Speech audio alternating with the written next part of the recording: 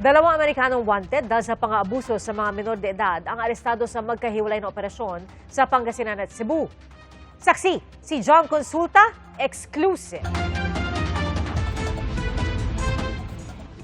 Pinasok ng mga ahente ng National Bureau of Investigation Ilocos Regional Office at Bureau of Immigration Fugitive Search Unit ang property na ito sa Mangaldan, Pangasinan para kunin ang kanilang pinakapakay.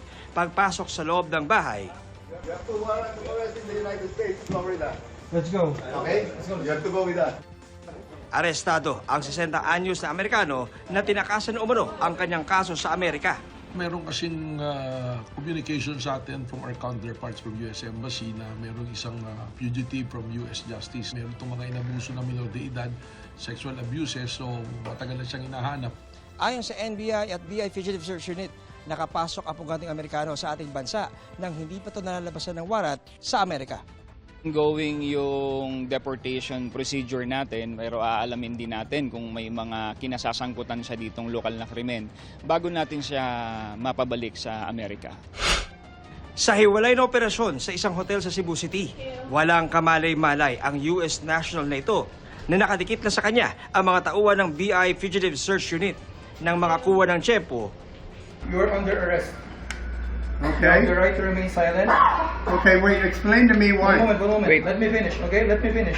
Nag-umpisa ito dun sa information sa atin ng Homeland Security ng US kung saan sinasabing itong US national na ito ay dito nga sa atin namamalagi matapos niyang matakasan yung kaso niya sa Cambodia kung saan sinasabing may inabuso siya na 7 Cambodian na bata. Nakakulong na ang dayuhan sa Bicuda Detention Facility at sumasailalim sa deportation procedure. Wala pang pahayag ang dalawa. Isa nga to sa tinututukan ngayon natin ng mga kaso, lalong-lalo na itong mga child exploitation cases ng mga foreign nationals na nandito sa atin.